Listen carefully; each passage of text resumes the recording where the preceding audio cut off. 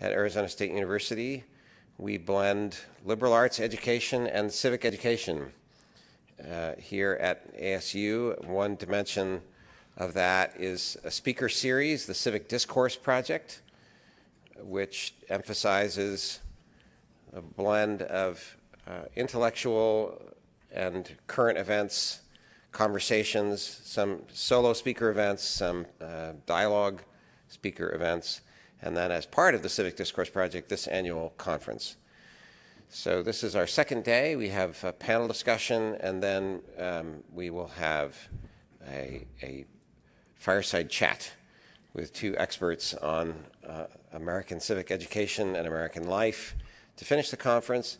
I think there's information on your tables about an event we're having at the end of the conference about a civic classics collection we have in cooperation with the ASU Library. Rare books and items of American political thought, American history, and a little bit of the British intellectual sources for American political and economic thought. So if you're interested in that and have not signed up, you could head out to the table outside and work with our staff about that. So thank you for being here, and I am going to introduce the moderator for the panel, this discussion of the possibility of civic friendship, political friendship, and then Adam in turn will introduce the panel. Adam Seagrave is the Associate Director of the School of Civic and Economic Thought and Leadership and an Associate Professor in the school. He is also the Associate Director of a center. We have one of two centers, the Center for Political Thought and Leadership. He is the co-founder and co-director of a national project called Race and the American Story, which is a course taught now on 3 different university campuses around the country, UMass Amherst, University of Missouri, and here at ASU. And he's also a senior fellow for education with FAIR, the Foundation Against Intolerance and Racism. He served on the executive and steering committees for a national civic education project that our school was invited to join called Educating for American Democracy. And he also co-chaired the Political Science Task Force for the study.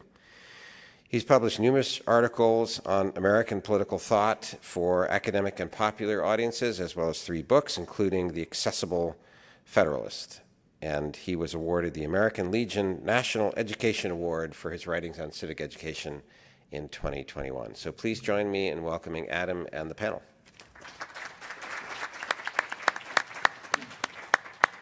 Thanks so much, Paul, and good morning, everyone. It's my honor to introduce our panelists this morning, a panel on civic friendship. To my immediate left, Professor Paul Ludwig teaches at St. John's College, Annapolis. His PhD is from the University of Chicago's Committee on Social Thought, and he has degrees from Oxford University and the University of Tennessee. He's also held a visiting appointment in the Department of Government at Harvard University. He's the author of Eros and Polis and Rediscovering Political Friendship. Professor Michael Pekalik is the author of Aristotle's Nicomachean Ethics, books 8 and 9, also Aristotle's Ethics and Introduction, and with Giles Pearson, Moral Psychology and Human Action in Aristotle. His anthology of philosophical essays on friendship, other selves, has played a major role in the revival of the philosophical study of friendship. He's published in many areas of philosophy and the history of philosophy besides ancient philosophy, including the Scottish Enlightenment and John Henry Newman. Currently, he is at work on a book on natural rights and on the philosophy of music. Since 2011, he has been an ordinarius of the Pontifical Academy of St. Thomas Aquinas. Professor Diana Schaub is professor of political science at Loyola University, Maryland, visiting professor of political theory in the government department at Harvard University, and a visiting scholar at the American Enterprise Institute. She was the Garwood Teaching Fellow at Princeton University in 2011 to 2012. She's the author of a book on Montesquieu, along with many scholarly articles in the fields of political philosophy and American political thought. She's a co-editor with Amy and Leon Cass of What So Proudly We Hail, The American Soul in Story, Speech, and Song. Her new book on Lincoln statesmanship, His Greatest Speeches, How Lincoln Moved the Nation, appeared in 2021, just last year, from St. Martin's Press. So we'll go in the order. I think that we're sitting, which is the order on the program, and the order I introduced them, which is also alphabetical order. So we're just very ordered panel here today. So first, Paul. Thank you. It's an honor and a pleasure to be here. Imagine a family with two brothers. The brothers quarrel. Now they're at war. A deep and lasting hatred sets in. Even where they used to agree, they can't agree. The fact that one embraces some opinion means that the other has to disavow that opinion. Now suppose there's an outside observer, say a psychologist. The psychologist observes the brothers not getting along and draws a conclusion. What if the conclusion was, family love is not real? Family members don't feel anything for each other.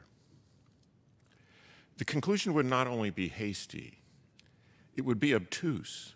It would ignore one of the biggest factors contributing to the brothers' hatred, namely, their disappointment with each other, the betrayal they feel, right? He was supposed to be my brother, and this is how he's acting? The brothers couldn't feel disappointed unless there was something to be disappointed about. They couldn't feel betrayed unless they had felt a prior bond, a bond they feel cheated out of. A different psychologist, picking one at random, I don't know, say Aristotle, would say instead, harsh are the wars of brothers. That's Politics, Book 7. And those who have loved much will hate much too. The brothers' hatred now, after they've quarreled, is not evidence that they never loved each other. On the contrary, it's evidence that they did. Now zoom out to observe the American nation. Progressives and conservatives are at war. They hate so intensely that even where they used to agree, they can't agree. The fact that one party embraces some opinion means that the other has to disavow that opinion. Now suppose again there's an outside observer, say a political scientist. He observes the parties not getting along and draws a conclusion. The conclusion is civic friendship is not real. Citizens don't really feel anything for each other. Is the conclusion hasty? This is a tougher call. Is the political scientist obtusely ignoring one of the biggest factors contributing to the hatred, namely our disappointment with the other side, even betrayal? They call themselves Americans, and this is how they act? What are we feeling disappointed in? What do we feel cheated out of? One answer, Aristotle's again, is that citizens are supposed to be like-minded. Americans are supposed to think a certain way, hold certain opinions about the Constitution, about liberty and equality, a like-mindedness that creates for us a bond, a feeling that we're in this together. His name for this bond is civic friendship. I hope this morning to convince you that civic friendship is a real thing, a real love. It is not a pie-in-the-sky ideal. It is not an ideal at all, at least not in the way people mean. It is a real thing, like health. One could say health is an ideal, but if so, it's an ideal that gets achieved in the real world quite often. There are lots of healthy people. When societies are healthy, they enjoy civic friendship. Civic friendship is a factual condition of healthy societies. The fact that our polity has begun to sicken does not mean there is no civic friendship left, or that it never existed at all. There is plenty of civic friendship left. Let's look at some examples for evidence. Americans care more about fellow Americans than they do about foreigners. How do we know this? Think about debates over the outsourcing of jobs. Majorities of Americans think we should take care of our own citizens first. They think wealth creation should benefit Americans more than foreigners. Another example, the southern border. Embarrassing? Majorities of Americans think citizenship should be a privilege, not a right. They don't want new people coming in and competing for resources with existing citizens. They literally value themselves and their fellows more than they value outsiders. Shared humanity is not enough. Just like with families, when push comes to shove, most of us will favor our own children, our own brothers and sisters, over someone else's children, someone else's brothers and sisters. This is not a moral ideal, it's a fact. One could massage it into a moral. Families that did not favor their own members over outsiders would not remain families for long. They would not be viable. Therefore, favoritism is a healthy condition of families. Family love is exclusive. Civic friendship is exclusive too. Just a few more of these examples, because factual is not the way most of us ever come to consider civic friendship. Just as civic friendship is stingy toward outsiders, it is generous toward insiders. Again, like family love. Samuel Bowles of the Santa Fe Institute, which I hear is somewhere north of here, has done empirical studies proving that real-world citizens do not, in fact, pursue their self-interest always or to the exclusion of the common good. On the contrary, he finds evidence of a widely prevalent wish to be in mutually cooperative relationships.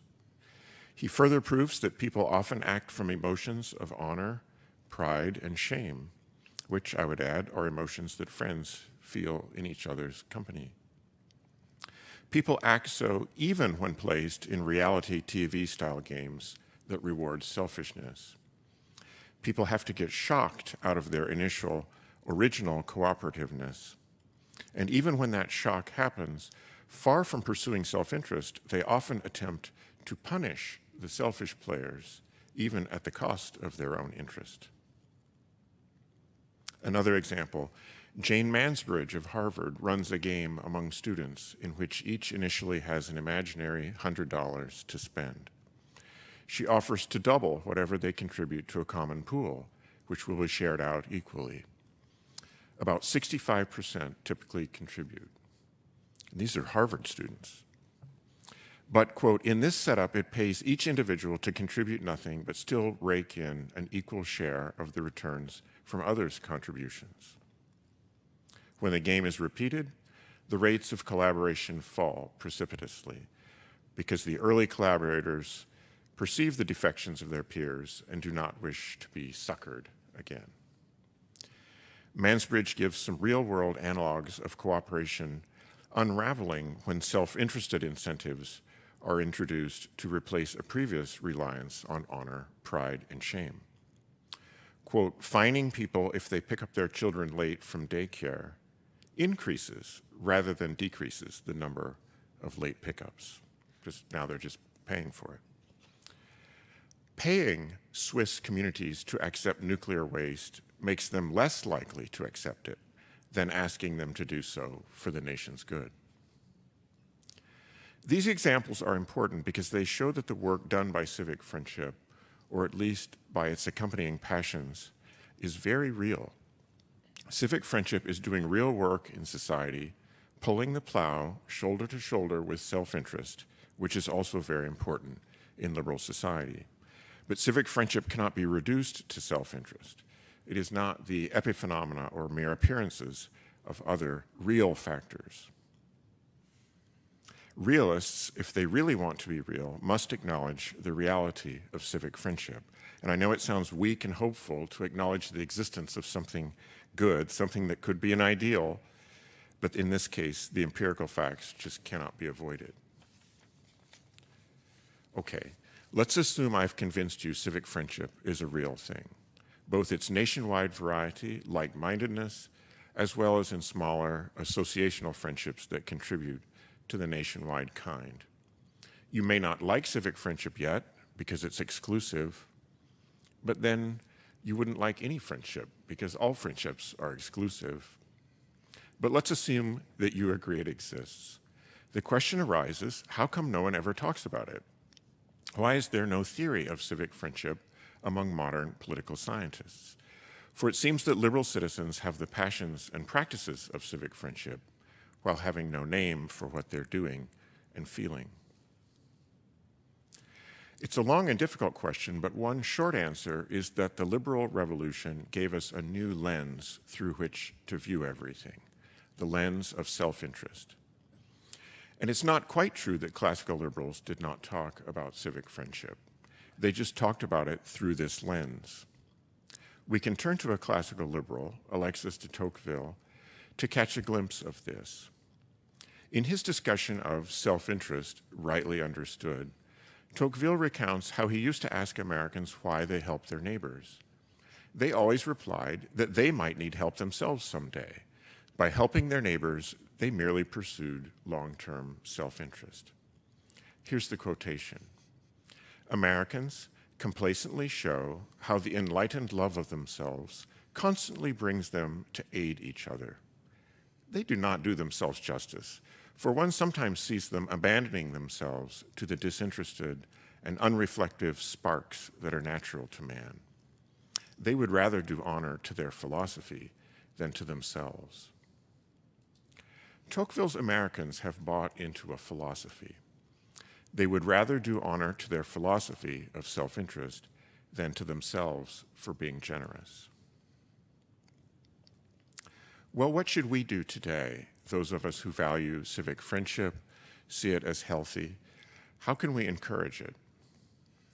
Certainly, we should examine Tocqueville's solution closely. Don't exhort Americans to be friendlier. Don't entirely disabuse them of our philosophy of self-interest. Leave self-interest rightly understood in place as a kind of useful ideology, almost a duck blind behind and through which our generous impulses continue to flow as we continue to believe them not to be generous at all, but in our interest. Or if you suspect, as I do, that self-interest, rightly understood, may have run its course, still it remains the case that little will be achieved by opposing the supremacy of self-interest. My own view is that civic friendship will never really be regarded by citizens as a real thing until political scientists begin to study it empirically, verify that it's a factor, and just generally start talking about it, calling it by name. Theory trickles down into practice. And I know this is a very top-down view of social change. Thus, I would call on political scientists and other social scientists to describe it, quantify it, predict it, chart its growth or diminution, all those value-free social science activities, and that might make a difference. I'll close with a paradox. In the ancient world, civic friendship was an ideal almost never achieved.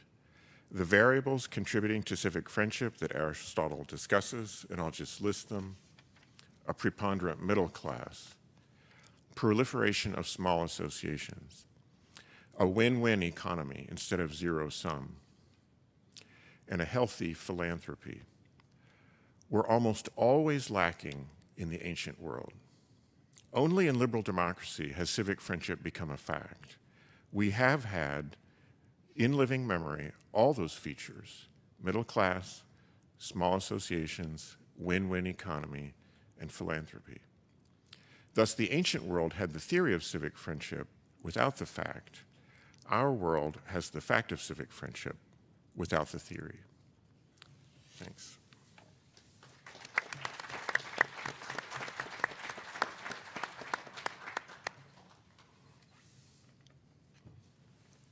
Can I compliment my colleague's talk without the timer going yet?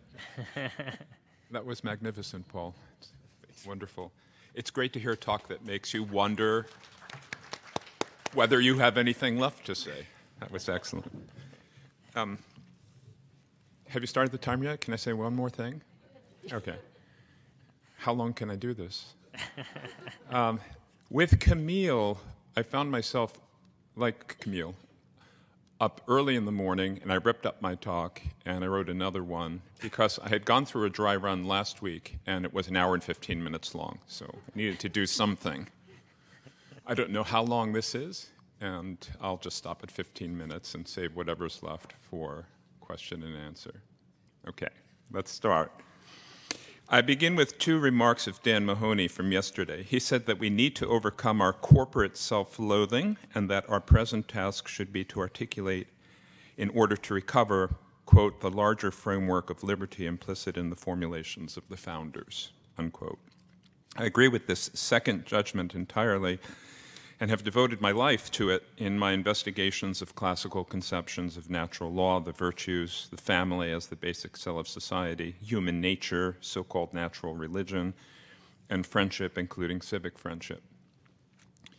My interest in civic friendship dates back to when I proposed it as a dissertation topic to John Rawls, on the grounds, I said, that classical but not modern political philosophy takes seriously the concept of civic friendship. Rawls liked the topic and heartily agreed to supervise the thesis. I say this not to drop names, but because today, many years later, I am inclined to say that Rawls's so-called theory of justice is actually a theory of civic friendship. It is not justice, but friendship, which is the first virtue of social institutions. Change the word justice to friendship in that famous opening line of Rawls's theory of justice, and Aristotle and Cicero would vigorously agree with it. The characteristics of reciprocity among citizens and their taking the place of one another, which Rawls says are attainable through the viewpoint of the original position, are classically characteristics of friendship. Or Rawls gets criticized sometimes for simply helping himself to a scheme of human rights like that found in the Universal Declaration. Shouldn't he derive this scheme? But that procedure makes perfect sense if justice is preliminary to friendship, and as the ancients thought, and it's friendship that Rawls is after. Even Rawls's famous criticism of utilitarianism, that in aggregating welfare it erases the distinction among persons, can be understood in this way. It's not that Rawls wants to insist on some objectionable individualism, but rather that he sees that reciprocity and friendship are not possible except among distinct subjects. Aristotle insisted exactly on this point in his critique of Plato's communism. A talk in which one contrasted Rawls with ancients on civic friendship would be interesting indeed. It would be an instructive contrast. But I begin with Rawls because it seems to me that this great master theorist of the liberal tradition, whatever the problems in that name, Rawls did claim it as a description of his project, political liberalism. This great master theorist was as if compelled by the truth, Aristotle would say, to insist that a society which affirmed a robust framework of human rights still needed a framework of civic friendship. Or rather, one should say that it needs civic friendship itself, not a theory or framework of civic friendship. Here I depart a little bit from Paul Ludwig, because I think that although it does exist, it's extremely weak and attenuated. My insistence on this important point leads me to Aristotle, who, Raphael reminds us, points us firmly towards the ground. I want to point out that although my focus here is Aristotle, for the founders, on the topic of friendship, it would have been Cicero, De Amicitia, which was their central text. And all of them, as far as I can see, knew it. Several had studied it in Latin, and they all affirmed it as, of course, true and importantly true. The next thing I wish to say is that for both Aristotle and Cicero, indeed, and this is the standard ancient view, love and friendship are just about the same thing.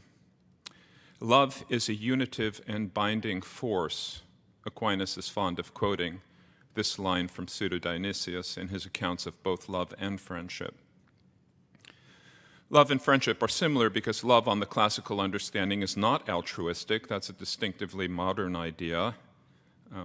I think that Lewis is incorrect about this, that agape is not altruistic in Lewis's sense either. But it looks for reciprocation. Love looks to be requited. So love or friendship is a unitive and binding force. Probably friendship is not a good translation of the Greek philia or Latin amicitia. We restrict the term to companionate friendships, acquaintances or associates who at one time were strangers and whose association is freely chosen. But again, in the classical world, love or friendship as a unitive and a binding force is the reason for the unity, stability, and resilience of any social group whatsoever. Civic friendship, then, could also be characterized as the realization of civic unity and the type of unity appropriate for a city-state political society. But if political society is conceived of as consisting of articulated parts, then the friendship of the whole would seem to depend in some way on the presence of friendship in each of its parts, the way that the health of an articulated body depends on the health of its parts. We don't have to be simplistic about this, just acknowledge that something like that is going to be true. I want to draw a contrast which is blunt but still illuminating. By civic friendship, someone might think of some kind of relationship which citizens have to one another as citizens, that it is some kind of highest level or most generalized mode of associating. Also, one might suppose that at such a high level, citizens could succeed in relating in the right way if they simply conceived of their relationship in the right way. Now, I think Rawls's notion of public reason is like this. It is a mode of association which we enter into as a homo politicus, and we will carry this which will carry out well, supposing that we grasp well enough what it is to be related to another solely on grounds available from the original position. The only limitation to someone's being able to achieve this would be whether the comprehensive conception to which he is committed has sufficient overlap with the argument from the original position that he can honestly embrace that viewpoint as his own. But the Aristotelian and the classical conception of civic friendship is the opposite of this. It is not a matter of thinking the right way about our relationship with others, but of developing a certain character, facility, and willingness, and having helper virtues too to go along with that. And it is not at the highest level solely, but something like a unity which we succeed at realizing as citizens only because we are working through challenges of attaining it within the family, among neighbors, in disputes about religion, within business enterprises, in commercial dealings, of course, and within civil society and subsidiary political institutions. Yes, this extensive activity and training was presupposed by our founders when there was no television and there were robust town meetings and a vibrant recognition of religious liberty as the constructive project of discovering articles of peace, as John Courtney Murray put it, among those with radically different understandings of salvation. Religious differences are especially important because, as a rule, people who debate them do so on an ex ante acceptance that argument and persuasion, although relevant, are not sufficient to resolve their differences. When James Wilson, in his 4th of July oration upon the recent ratification of the Constitution, revels in the deliberate act of self-constituting unity by the American people corporately, which was that act of ratification, he is conceiving of that unity not as sufficient or the sole basis, but as if a capstone or completion of similar acts of deliberation and agreement ramifying downward throughout society. I've spoken somewhat about friendship, but I have not said what I take it to be. I take friendship with Aristotle and Cicero to be a relationship of cooperation and exchange marked by recognized reciprocity, persuasion, and sensed freedom, avoiding aspects of deception, force, or coercion, where each wishes the good of the other, taking that good as his own. This is what it means to say that they are other selves, insofar as they relate in this way, and each regarding the whole, the exchange or the habits of exchange, as to the benefit of both. Their relationship is a win-win, as people say, and therefore to the greater benefit of both. This is to say that it is a common good. And here I agree with Mahoney that the so-called integralists, in their talk of a common good, overlook the specific nature of the political common good, which is a civic friendship. The intensest and fullest realization of such a relationship, Aristotle held, and I think correctly, is between two persons who are good, or insofar as they are good, or conceive of themselves as good, who share everything with a permanent alignment of interests based in something stable and by nature rather than by convention and confirmed by a compact. Other friendships as if imitate this, which implies that someone with not a single relationship like this would have a practical difficulty in achieving resemblances to it in other relationships. On the classical conception, such a relationship is an expression of self-love. Friendship originates in proper self-love. I want to emphasize this point because I believe it relates to Mahoney's about self-loathing. The notion of friendship as derived from self-love is quite powerful. Aristotle is mainly concerned to explain how our keenness to contemplate truth and beauty with others derives from an internal relationship of taking pleasure in a grasped insight. But perhaps an economic illustration would prove more persuasive to this audience. You're familiar with Adam Smith's claim in Wealth of Nations that human beings have a natural propensity to truck, barter, and trade. But whence this propensity? Smith leaves it unanalyzed. An Aristotelian who views market exchanges as rudimentary and often transient friendships would say that it derives from self-love. Robinson Crusoe, say, fishes in the morning and builds a hut in the afternoon. When Friday comes along, they divide labor. Say, Crusoe fishes all day, Friday builds all day, and they exchange or share, Friday now taking the place that Crusoe had to himself. Ricardian comparative advantage has its origin, too, in how a person relates to himself. As a solitary farmer will save mending for the evening, as it's the best use of his time then, even if he can mend better by sunlight. I want to close by mentioning the classical trope of the flatterer versus a friend. Anything valuable has to be protected from its counterfeits. That's a classical attitude. If so, then especially friendship. A flatterer is defined as someone who says what it pleases you to hear, not what is true, especially when the truth will be unpleasant. Pamela yesterday referred to social media friends as actually no more than allies. One might add that typically there are even less than that, but flatterers on the classical definition.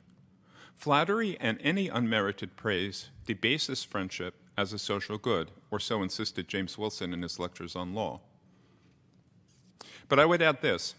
What people refer to as the broad acceptance of relativism among students and young persons, and I think this took place as a kind of wave overcoming society about 20 or 30 years ago, so much so that we've forgotten it, should actually be conceived of as the replacement of the challenging task of working out friendship with the easy task of mutual flattery. A relativist can affirm and validate any opinion of anyone whatsoever as it's true for that person, and is never faced with the potentially unpleasant task of expressing genuine disagreement and then through patient and cordial exchange, working through to some kind of agreement, at least the agreement of each being able to state what the other person believes. Well, that's enough for now, and I find that my talk, which I wrote this morning, comes to an end. And how much time do I have left? Okay, well, good. I'll pass that on to Diane. Will you donate that amount? I'll donate it to you. That's friendly. Thank you.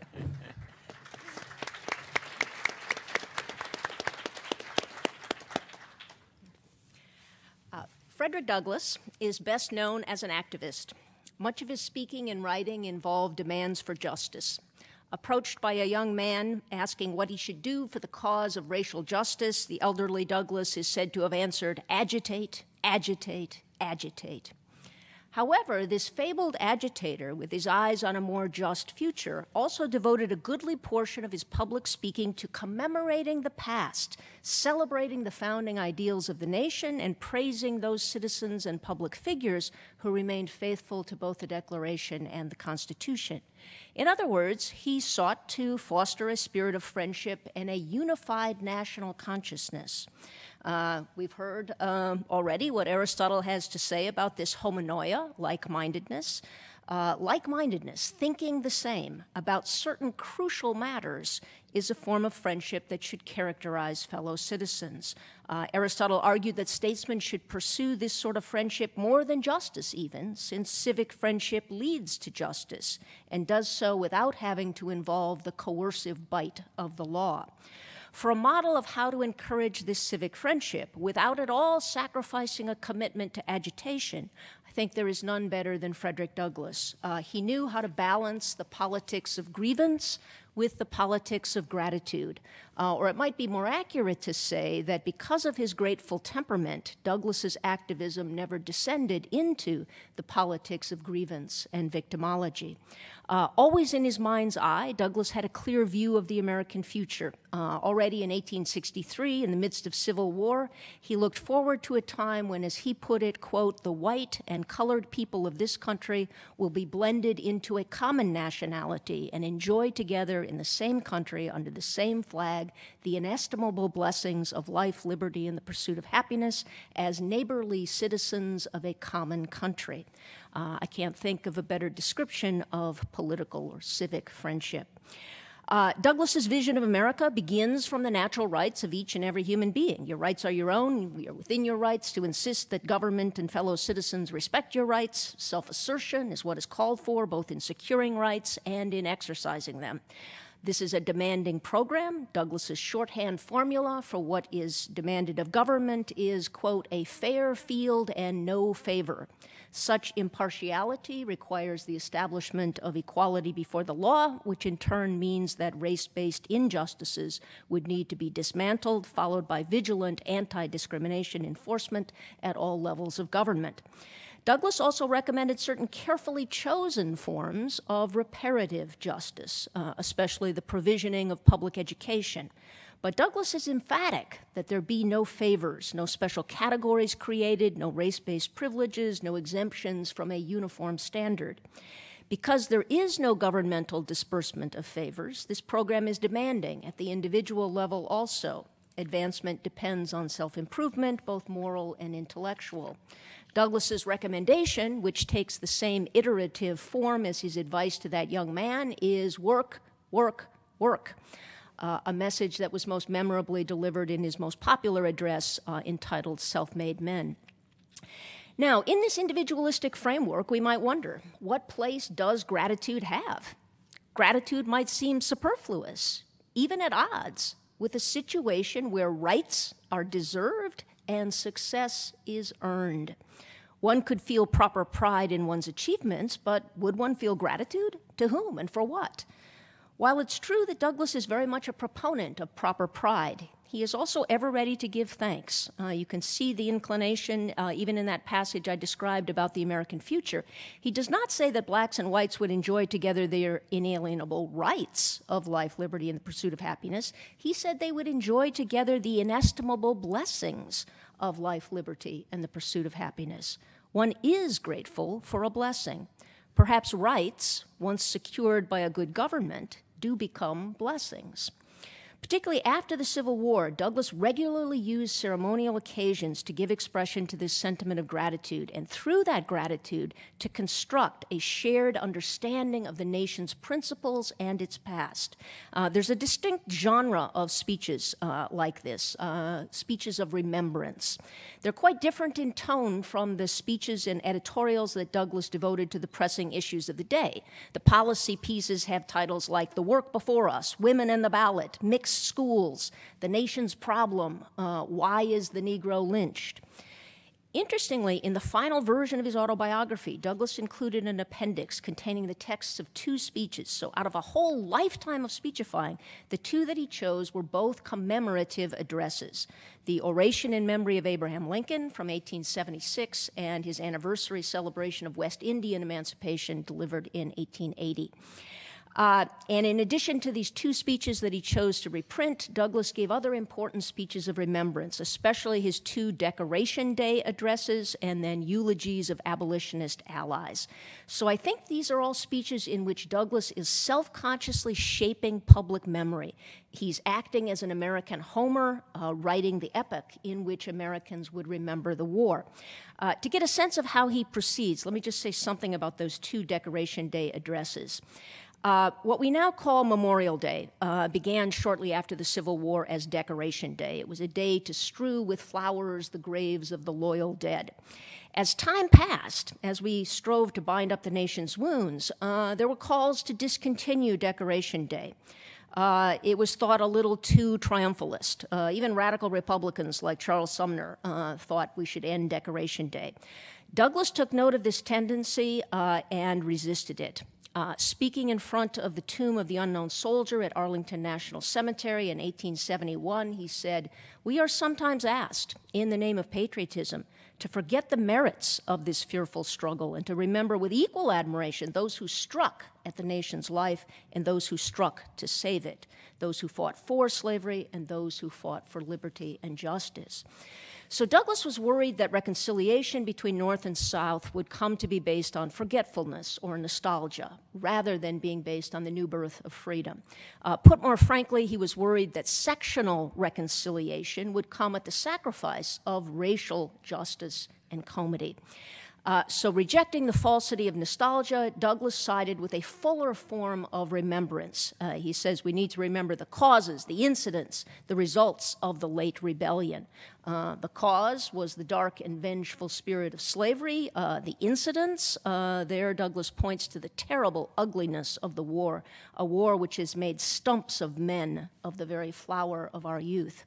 Despite these horrors, Douglass emphasizes the redemptive result. The victory of Union arms, blood-bought though it was, means a united country where the Star-Spangled Banner floats only over free American citizens in every quarter of the land. So for Douglass, these graveside rituals and ceremonies of Decoration Day become, in effect, an altar around which the nation can meet one day in each year to renew its national vows and manifest its loyal devotion to the principles of our free government. How are we doing on time? Okay, all right. A decade later, Douglass delivered another Decoration Day address, and he continues to call for the observance of the Union holiday. His defense takes an interesting twist. Douglass is not by nature a conservative. He's not attached to tradition for its own sake. Once customs become empty, he says they should fade, let not the smoke survive the candle. But Douglass doesn't want to part with Decoration Day, and he argues for its preservation on progressive grounds.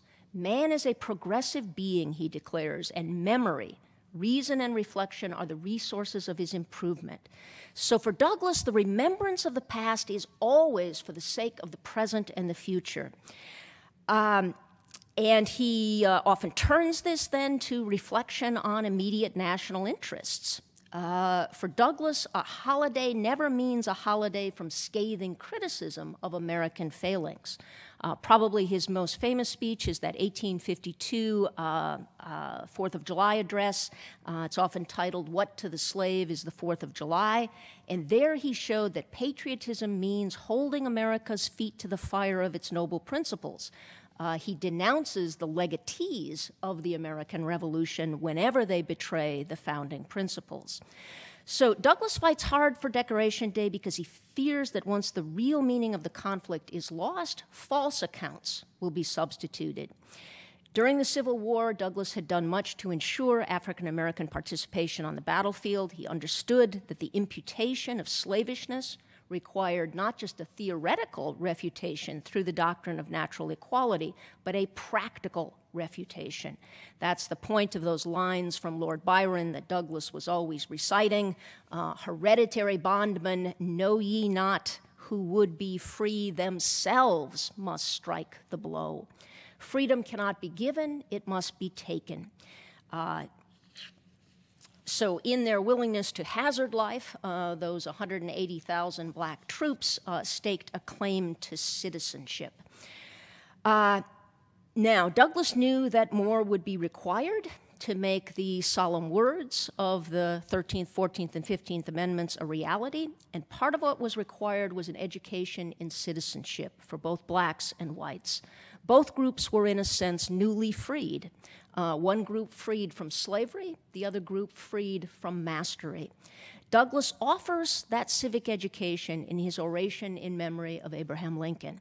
The speech is given in 1876 upon the occasion of the dedication of the Freedmen's Monument. It's a statue of Lincoln and a freed slave entitled Emancipation. Has the distinction of being the first sculptural tribute to the martyred president and having been funded entirely by former slaves. Douglass regards Lincoln as a model statesman, and he conducts a kind of seminar for his largely black audience that was gathered that day in Lincoln Park, a seminar in how to assess a political figure. Douglass begins by frankly and rather startlingly admitting that, viewed from the black perspective, Lincoln, quote, was not either our man or our model in his interests, in his associations, in his habits of thought, and in his prejudices. He was a white man. Nonetheless, over the course of the speech, Douglass also shows that Lincoln became the black population's friend and liberator. Douglass offers a sophisticated lesson in the fine art of political judgment, demonstrating the possibility of criticism without rejection and appreciation without idolatry. Interestingly, Douglass opens and closes the speech by stressing that in honoring Lincoln, African Americans are doing highest honors to themselves. For the first time, they are performing a national act. They are officially expressing their gratitude, joining in the high worship of a great public man, making their gratitude glorious by translating it into an enduring work of art. Douglass asserts that this sentiment of gratitude is one of the noblest that can stir and thrill the human heart. By giving evidence of this feeling in themselves, blacks were also refuting the slanders of those vicious whites who called them soulless and ungrateful. Douglass ends his appreciation of Lincoln by referring to those who would, quote, scourge the colored man beyond the range of human brotherhood, pointing to the monument itself as the evidence that speaks in favor of black humanity and black citizenship. According to Douglass, just as one must prove oneself worthy of liberty, one must remember, admire, and express gratitude toward benefactors. Both of these positions are today contested, regarded as obnoxious even. After all, one shouldn't have to prove what one is entitled to. Moreover, in the wake of the 1619 Project, it is believed by increasing numbers of Americans that gratitude toward America would be demeaning to express because it is undeserved, since the American past is utterly, structurally racist. In his own day, Douglass distanced himself from those like the Garrisonian abolitionists who saw nothing but slavery and disgrace in the American political order. To the 1619ers of his own era, Douglass said, quote, "How dare any man who pretends to be a friend to the Negro thus gratuitously concede away what the Negro has a right to claim under the Constitution?" Whereas today's progressives assert that anti-black racism runs in the very DNA of the country, Douglass held that it was liberty that was endemic and prejudice that was aberrant. Thus, even in that 4th of July speech that denounced the America of the 1850s for its bloody crimes and hypocrisy, Douglass praised the Declaration of Independence for its saving principles and praised the Constitution of the United States as a glorious liberty document. Today, we are trying to come to terms with the results of the national forgetting and the distortions of history that Douglass had hoped to avert through his many commemorative addresses and especially through his oration on Lincoln. Were a Douglass among us today, I suspect he would sympathize with ongoing efforts to remove Confederate flags and statues from locations of public honor. I also suspect he would prefer resituating at least some of them to museums rather than destroying them. However, it also seems to me that Douglass would be acutely aware of the danger of this animus towards disgraceful elements of our past, spiraling out of control, turning into a generalized animus, leading to a deepening and pervasive sense of political alienation. In our current situation, there's no better counterweight to this tendency than the life and writings of Frederick Douglass. He invites us to a recovery of civic friendship.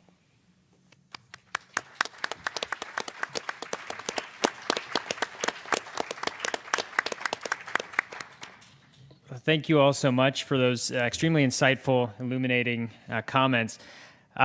One question that just came to my mind in listening to all of your comments was, well, it seemed that Diana was presenting a more demanding conception, perhaps, of civic friendship than either Michael or Paul, in the sense that that there's actually more required than simply cooperativeness and reciprocity to attain civic friendship.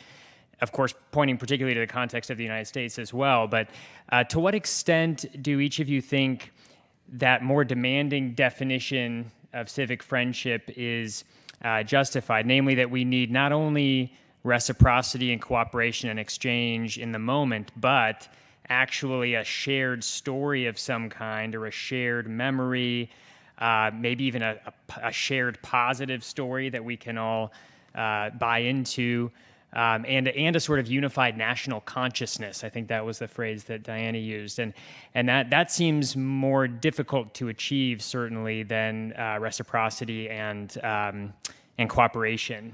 So maybe each of you could speak to that a bit. Just to what extent is that more demanding definition of civic friendship needed or justified, and to what extent perhaps do we not need that sort of high bar for civic friendship?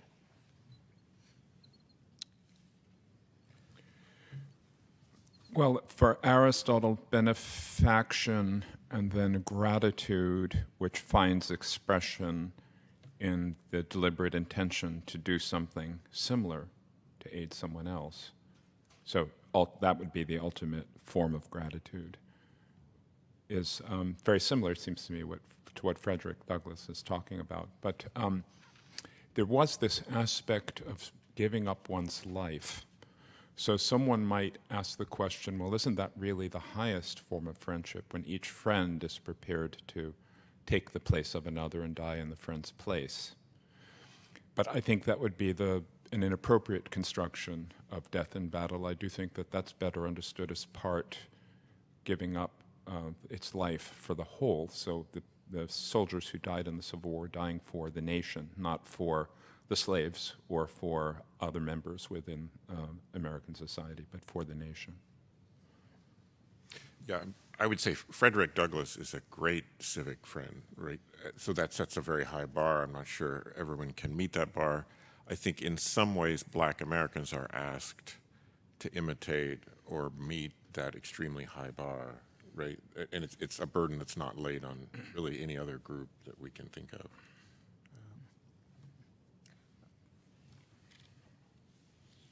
Did you want to? Well, I push this maybe a little bit more. I mean, I guess what I'm arguing is that America is a creedal nation. And so, back to the Declaration, we hold these truths to be self-evident. I mean, that's a really interesting statement. It doesn't just say there are capital T truths or that these are self-evident truths. It says we hold these truths to be self-evident. The holding of them is very important. And the Civil War comes about because a very large portion of the nation no longer holds those things to be true or to be self-evidently true. So I think whenever there is a kind of increase, an uptick in the denial of those truths, then the nation is in trouble. And I'm not so certain what percentage of Americans hold those those truths any longer. And that's not to say that there won't be sort of debate and discourse about the meaning of equality and what does it mean to translate that into politics. And, so there's plenty of room for dissent and disagreement. But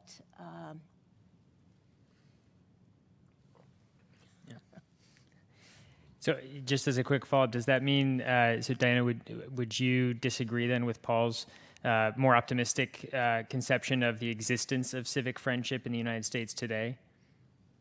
I read all of Paul's book, and it's terrific. And so, I think he's really onto something there, and especially his criticism of political science for under-theorizing political friendship, civic friendship. But, I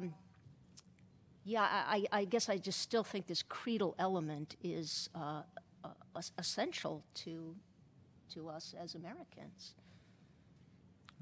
As opposed to a saga, a shared story. Yeah, and so it's not so much a story, and it's certainly not, you said, does it have to be a positive story? Well, no, slavery's at the center of the American story, and so it's not a purely positive story. It's a conflict between, slavery and liberty. It's full of tragedy. It's also full of triumph. So, but I guess I want to insist on this sort of principled foundation. So that actually leads into, go ahead. I reply to that. Yeah, so I think it was Emerson who said that whereas lovers, and I think Lewis said this too, lovers look at each other, friends look at some third thing. And the crucial question for friends are, do you see the same truth? So you want to put a lot of emphasis on that in American civic friendship, right? And that would, if that's correct, right, if that's a distinctively American form of civic friendship, because as Lincoln said, and I think a lot of people have acknowledged this is not a common way of putting together political society, then the Rawlsian account, right, as David Schaefer, for example, argues very vigorously, is off the mark because Rawls wants to say that truth should be made irrelevant to civic friendship. If you're construing a theory of justice as a theory of friendship, truth has to be put aside. He insists on that.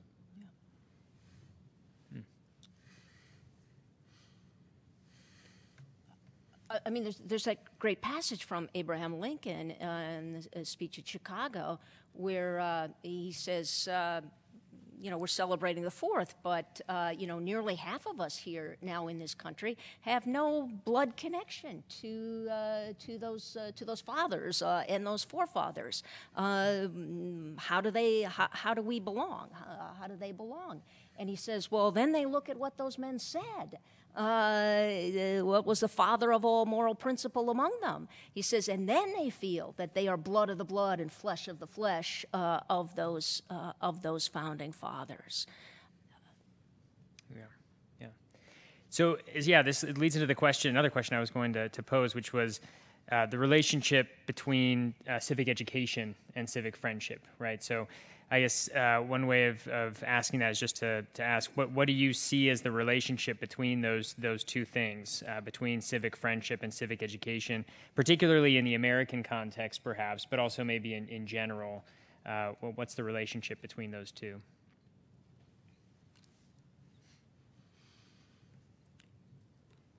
If I may go first again, well, for Aristotle, there's an important distinction between intellectual virtue and character virtue. And character virtue cannot be acquired in the classroom.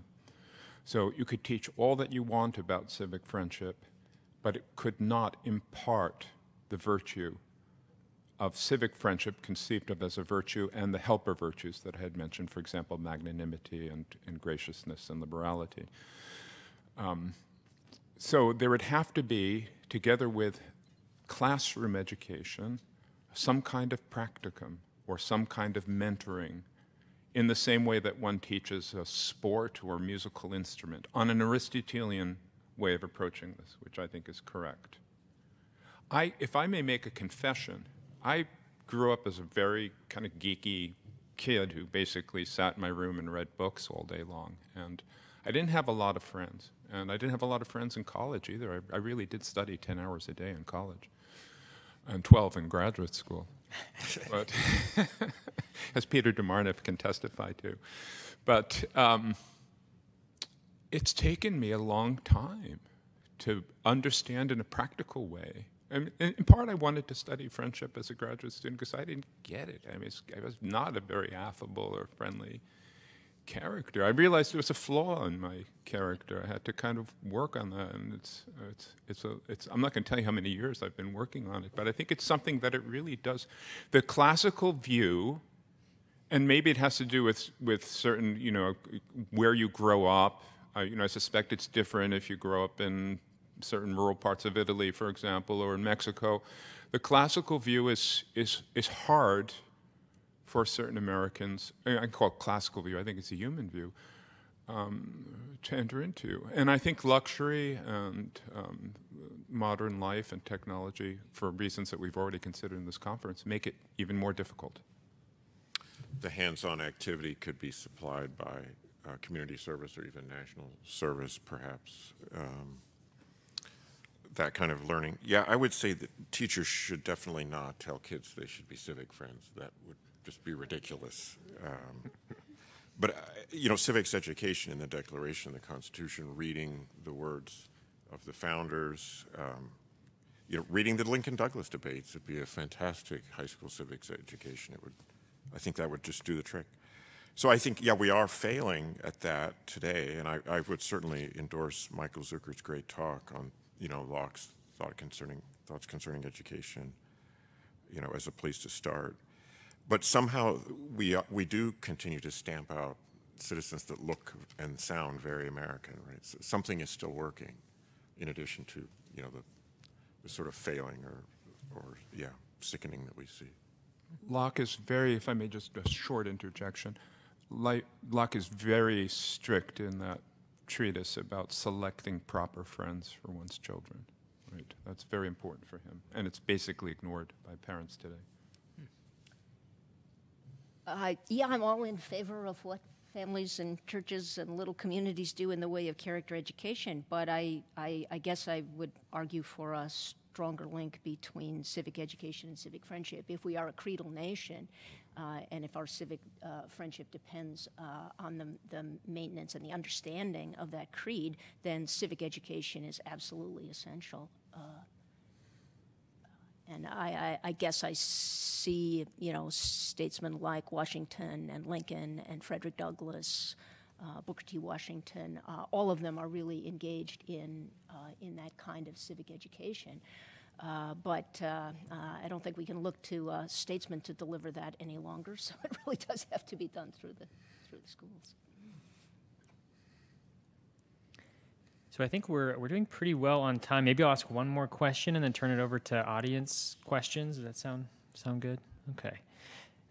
So one last question I have is the issue of size, the size of a community, right? So just as, of course, it was a central debate of the founding era whether it was possible to create a republic, a government based on the people, given the extent and size of the early United States. What about with civic friendship? So, is there a natural limit to the size of a community within which civic friendship can exist? And if so, what is that limit? If not, why not? Aristotle certainly states that there is. I think he says 100,000 is too big. It's in the context of talking about a ship that would be about as big as a modern-day battleship. And he says, well, how would you steer it? It's not really a ship. So, I think he would notice that our polity is well-ordered and, is a regime, and therefore could probably also be a civic friendship. I think it's hard for people. I think, if you take what Michael said very seriously, then you get this, but it's hard to imagine having friends you haven't met yet. That just doesn't, because we define friends as this companionate thing. So there's a little bit of a linguistic barrier there. I think the small associations, which have in the past been so important in the U.S., is a way in which you can meet your civic friends and know them not well. You're not going to know them well that way. They're not going to be personal friends. And that is a problem, right, with Lincoln's refounding the right to associate, and therefore associate only with those that you wanted to, somehow got into play, right? And by the civil rights movements of the 60s, it kind of ceased to be a right. And I think we're dealing with that, maybe as best we can, but it's an issue that I think is hurting civic friendship in some ways.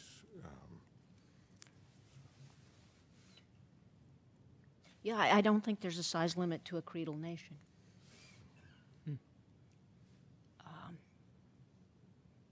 That it's a different kind of foundation.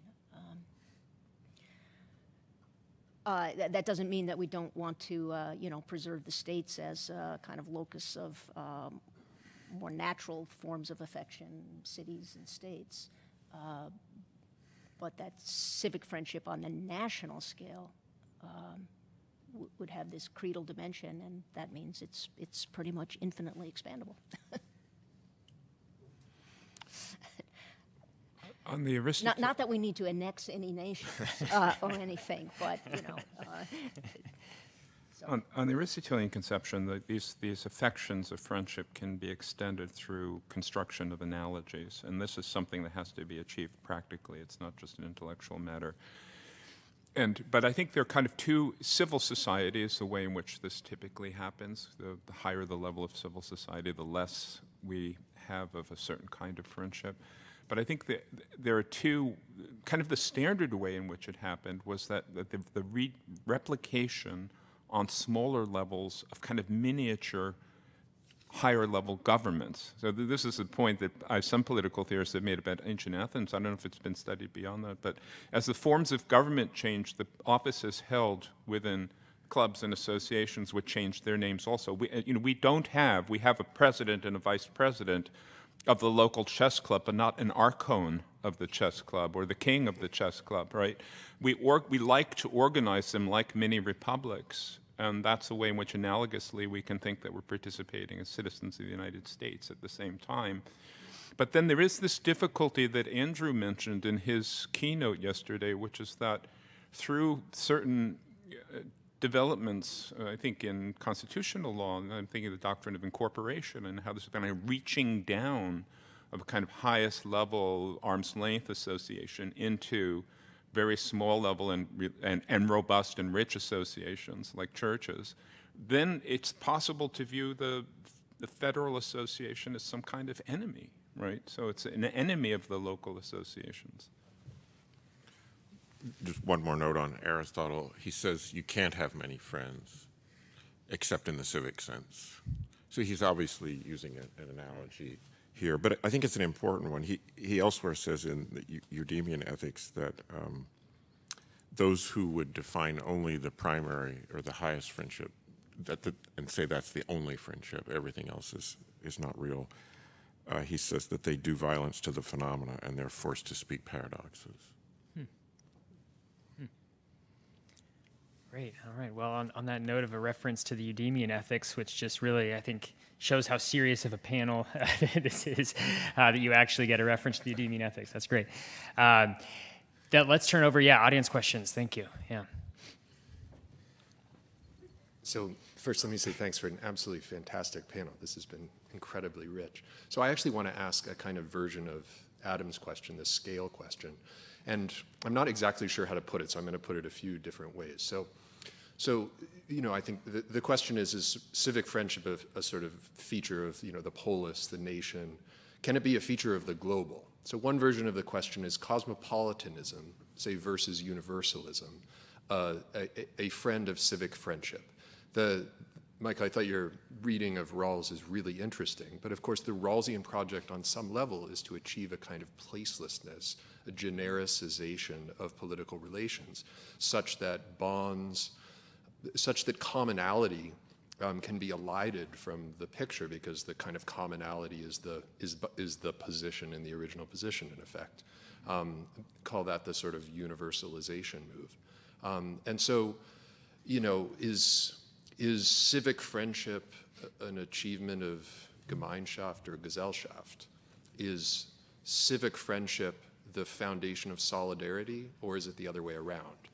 Is civic friendship the same thing as an imagined community? This is, in a sense, oriented to each of the speakers in succession. Is it an imagined community, or is it the foundation of an imagined community? If projects of memorialization, I think in the last night's panel on race, that this was sort of intention. I mean, do we imagine ourselves, as a common humanity on the moat in the beam of sunlight, or as the sort of German approach to a kind of cathartic memorialization in which a kind of polity is crafted through a narration of the past with an orientation towards the future? And is that an expression of civic friendship, or is it something else? Is it possibly inimical to it? So back of this, I'm thinking of the nature of the international / global as our sort of present condition, and the post-national, not in the sense of moving beyond the nation state, but in the sense of the confronting imaginations of commonness that extend way beyond the boundaries of kind of common sense experiential imagination.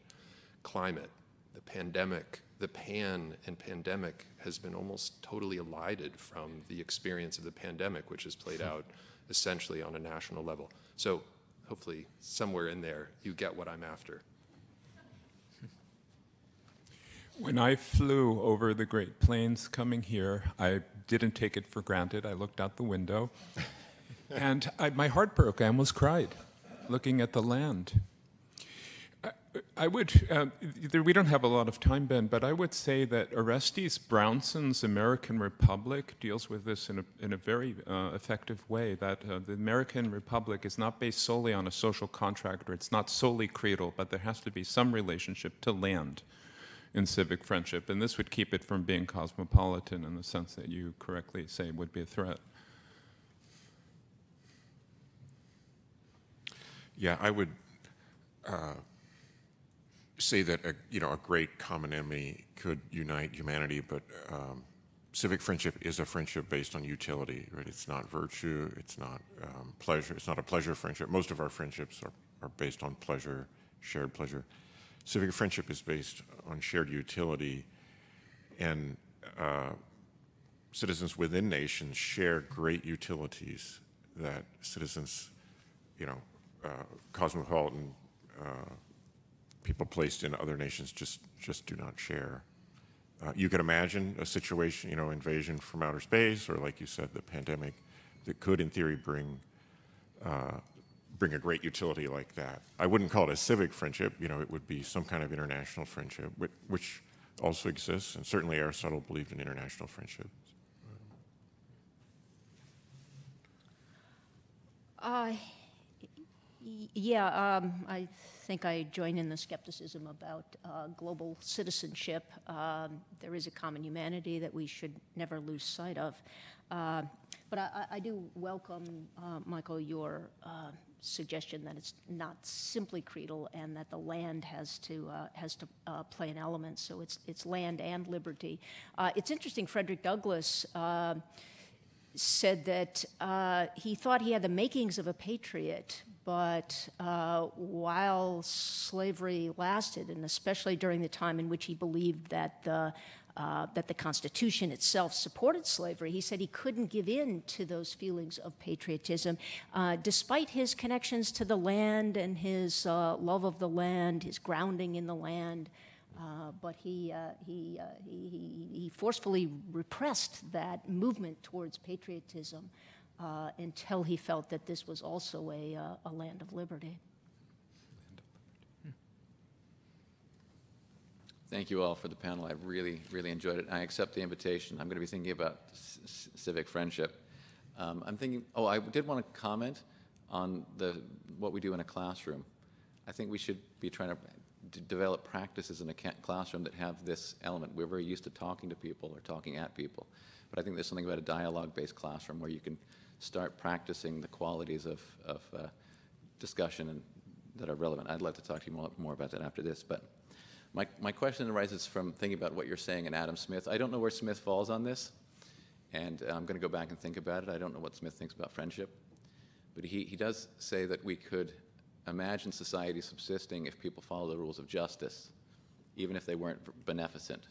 And for Smith, justice arises out of resentment, proper resentment, and sympathy or fellow feeling with others' resentment, whereas beneficence is that thing that arises out of gratitude and seeing the beauty of other people's behavior and our own. So I'm wondering and the other thing he says in The Wealth of Nations is that in our lifetime, we only get to be friends with a few people, but we require the assistance of many people we will never know. So I would love to know what you think about sympathy and fellow feeling, and how does it relate to friendship? Are they the same? Do they overlap? Or are they different? Smith has the famous comment that we don't, the butcher or the baker doesn't give us the product that we want out of special friendship with us. So he does have very restricted, and I think correct view of companionate friendship or special relationships. But he differs from Aristotle insofar as Aristotle wanted to regard the marketplace as the first and most important unifying friendship within a society, because of the division of labor was actually a kind of friendship, each person taking your own place. Now, could some kind of feelings be developed along those lines? In the pin factory, could there be, some appreciation and taking the part of another and seeing the other worker as another self, right? That's an interesting question, which I don't think Smith pursues or wants to pursue. Yeah. Of course, the sympathy is seeing someone as another self. Yeah, right? That's true. It's interesting that he separates justice and sympathy, right? Because, I mean, in the pin factory, if you saw a fellow worker being, abused or something, it seems like one would both feel sympathy and react to the injustice. So maybe I would push back on Smith's dichotomy there. All right. Thank you. I wonder if we might connect this discussion to the discussion we had yesterday on the individual versus the group. Thinking about civic education then, what should be the way that this is taught? Should it be taught to individuals so that they, as individuals, can sort of cultivate that friendship, that humility required to give and receive friendly love to one another? Or should it be taught to individuals so that the groups in America can all together share the creed? So should the focus be on teaching individuals as such to share the creed, or in changing all the groups so that they can disagree on whatever as long as they're creedal?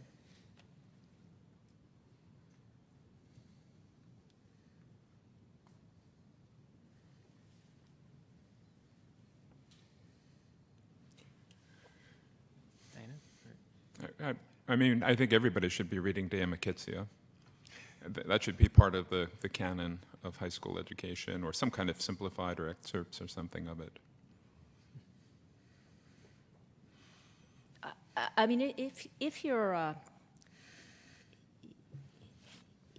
asking how the creed should be taught, I mean, if the creed are the self-evident principles of the Declaration, it seems to me that the Declaration would force us to raise some question about group identity and its pervasiveness. So. Yeah, in other words, I think it's important to use those founding documents and then to raise the question: what does this mean about the relationship between individuals and groups? Do groups have rights, or do only individuals have rights? So yeah, it leads to all kinds of profound and far-reaching questions. I mean, this might be too in the weeds, but I was just thinking some of the national story or saga does come out just by looking at the original documents and then what Lincoln does with right, in his speeches. And also, obviously, Frederick Douglass as well. I mean, you see some shifting, you see some differences, you see some tensions come about, and that's quite a saga it's a feast for the intellect as well as the heart.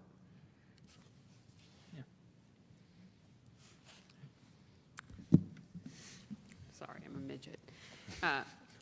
Paul, you began your talk with this analogy to the family, and you said, well, family ties are exclusive ties, and so too is civic friendship. It's a kind of exclusive friendship. And I was wondering if you could elaborate more on the relationship between these family ties and friendship ties, and whether friendship is just a kind of diluted version of family love, or whether it's a categorically different sort of friendship.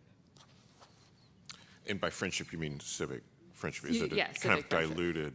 Right, so whether, in a sense, we're analogizing political friendship from the family, or whether we're thinking through political friendship from the family, or whether there's a categorically different starting point and the family simply cannot be analogized to civic ties. And I think I'm just going to be able to report what Aristotle says, and then people can decide whether they believe it or. But he goes both ways. He doesn't allow his analogy to move just from the family out to politics. He also, in the middle of that discussion, goes the other way, and so that's very difficult. It's technically not right, and maybe it's not even a good argument. I thought you were going to quote the Eudemian Ethics again. No, please. Where he says that the springs and sources of constitutions are in the family.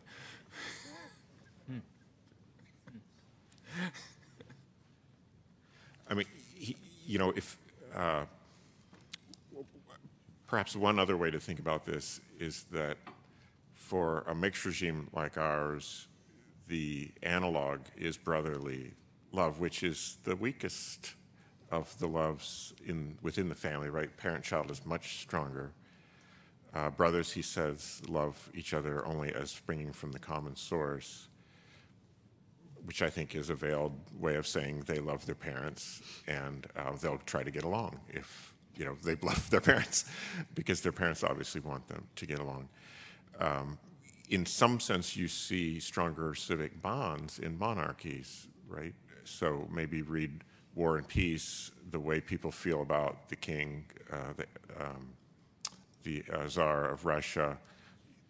He's kind of a dope. I mean, you see that in the way he acts, but his subjects just adore him as a kind of father figure. So what we're dealing with in our polity is not a lot of emoting, I think, in our civic friendship.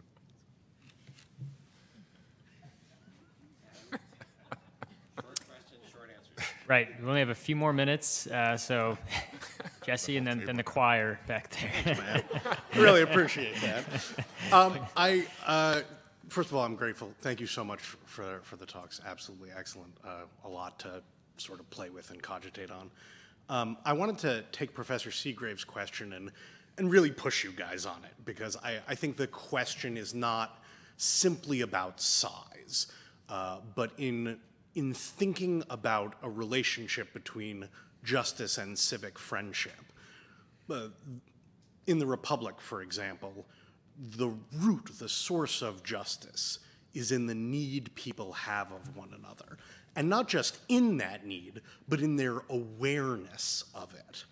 So it's all well and good to say that there is a creedal limit on the nation, right? You can't have a nation if people don't all believe the same thing. But it seems like there's also additional limits of awareness of our need of one another. Does that feel like an additional limit? And if so, how do we help one another see and understand our need for one another? And you mentioned that in your definition, Michael, that it's not just reciprocity, but recognized reciprocity. Yeah. That's a really good point. And somewhat counter to what I've been saying. I think, Rawls's that you can have it without knowing it. Yeah. Rawls's difference principle is a way to try to discover the need that everyone has for everyone, and then also his conception in the third part of theory of justice, a society of societies. What is the notion he takes from Anyway, that's it's a great question. Maybe just quickly on this. I mean, if we go with your mention of the land, look at American songs and the way they celebrate the land. I mean, as a continental nation, we seem to be able to embrace the continent within our affection. Think of the role played by the national parks. And, Americans who go to the national parks and develop this sort of attachment. Yeah. And the betrayal implicit in the phrase flyover country. Yeah, right. So I think we started a little bit late. Do we have time for one more quick question and answer, or should we? Adam? Lightning round. Adam, I think we can also invite the students to write to us individually by email if they'd like, and I'm happy to correspond by email if anyone has any questions. Okay, yeah, so in addition to Michael's offer, just if you want to just quickly state your question, and then we can sort of follow through with it maybe after the panel's over and in person. Sure, I'm wondering, since you all place such emphasis on fostering civic friendship, but you've also stated that you can't do it in a classroom, what are some practical methods you feel that can be done? Great, okay, yeah. In the age of social media and the digital world, we have a lack of face-to-face conversations. So how can we cultivate and increase civic friendship while also having this lack of face-to-face conversations? Good question.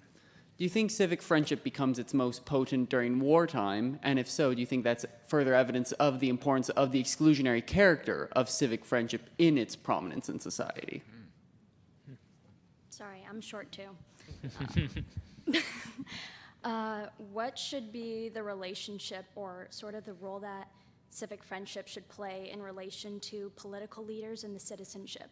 Is the disconnect today between, our congressmen and our senators because that relationship is grounded in flattery and not civic friendship? And I'm not quite as short. Dr. Pakulak, you had worked well to relate an Aristotelian understanding of personal friendship, drawing the definition of perfect friendship since saying the friend becomes another self. Do then other aspects of personal friendship apply to civic friendship? And if so, which?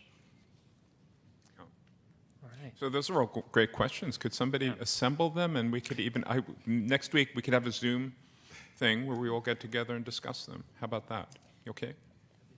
Yeah, great idea. Thank you. It was excellent questions. Thank you very much. And so with that, I think join me in thanking our panelists.